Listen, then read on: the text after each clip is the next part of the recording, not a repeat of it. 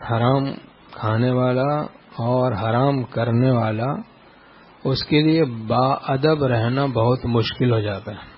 حرام کھانے والے کے لیے اور حرام کاری کرنے والے کے لیے با ادب رہنا مشکل ہوتا ہے. دائم اندر آپ کار ماہی است مار رابا او کجا ہمراہی است. مولانا روم رحمۃ اللہ فرماتے ہیں مستقل پانی میں رہنا یہ مچھلیوں کا کام ہے. سانپ کو یہ شرف حاصل نہیں ہے اور اس کا زہر اس کو پانی سے نکلنے پر مجبور کرتا ہے. وہ حرام کاری اور حرام کھانا اس شخص کو بے ادبی پر مجبور کرتا ہے. کلوا من الطیبات واعملوا صالحا. حلال کھاؤ نیک عمل کرو. حلال کھانے کو نیک عمل کے ساتھ بہت گہرا تعلق ہے. صحبت اگر بری ہے تو یہ بھی بہت خطرناک ہے. جیسا آدمی کھاتا ہے اس کا ویسے ہی اثر ہوتا ہے، جسم پر ویسے ہی اثر دیکھتا ہے. زہر کھائے گا تو مرنا پڑتا ہے.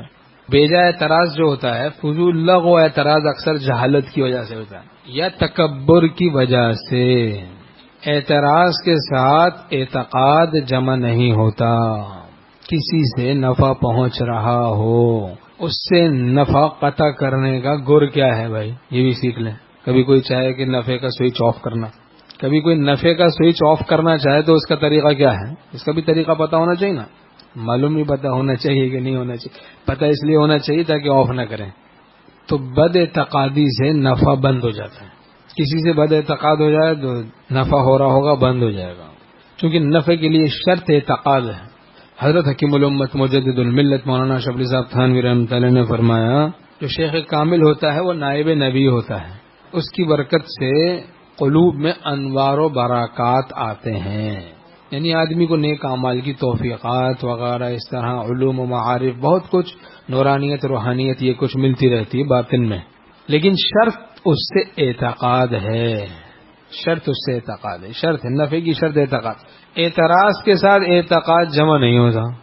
ایک صاحب سے ہم نے پوچھا بھائی آپ نے ایسے کیا کیوں کیا، یہ کام آپ نے کیوں کیا، تو بس اسی پہ بدزن ہو گئے. بعد میں نے پوچھا بھائی آپ آتے نہیں، کہنے لگے بس وہ میں نے اپنے گھر والوں سے مشورہ کیا تو وہ بتایا کہ وہ مجھ سے اس طرح پوچھ رہے تھے تفتیش کر، تو انہوں نے بھی یہی کہا جو میرے دل میں تھا، وہ یہ کہ یہ تو ہم پہ شک ہے. واہ بھائی واہ شک ہے. اب ڈاکٹر پوچھ رہا ہے بھائی کوئی مرض کی تشخیص کے لیے وہ حال پوچھ رہا ہے تو اب کہے کہ ڈاکٹر شک کر رہا ہے مجھ پہ، تو آیا کیوں ہے تو بھائی. اس میں تو کتنا بڑا اعتراض ہے نا. یعنی آپ شک کا مریض بتا رہے ہیں پیر کو. حاصل یہ مطلب زبردستی نہیں ڈالا گیا ہے. بعض اوقات آدمی مطلب زبردستی ڈالتا ہے، اچھی بات میں بھی برا مطلب ڈالتا ہے، یہ بیماری ہے. اچھی بات میں بھی برا مطلب ڈالتا ہے، یہ بیماری ہے.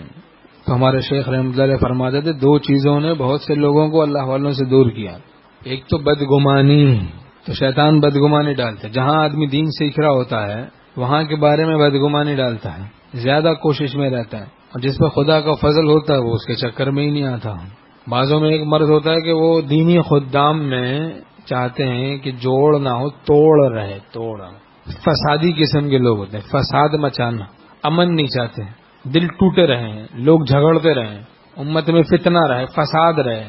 ایک جھگڑے سے فارغ نہیں ہوتے پہلے سے دوسرا جھگڑا تیار ہوتا ہے ان کو، پھر دوسرے سے فارغ نہیں ہوتے تیسرا جھگڑا تیار. ان کو مزہ آتا ہے لڑائی جھگڑا. تلک الدار الآخرۃ نجعلها للذین لا یریدون علوا فی الارض ولا فسادا. ادار آخرت یعنی جنت ہم ان لوگوں کو دیں گے جو بڑائی نہیں چاہتے اور فساد نہیں مچاتے. اس کے پاس جا کے اس کی برائی کریں گے، اس کے پاس جا کے اس کی برائی کریں گے، اس کی شکایت اس کی شکایت. اچھا دل میں جو شکایتیں ہیں لوگوں کی یہ علامت ہے کہ یہ سینے میں بیمار دل ہے، ورنہ اللہ کی یاد ہوتی.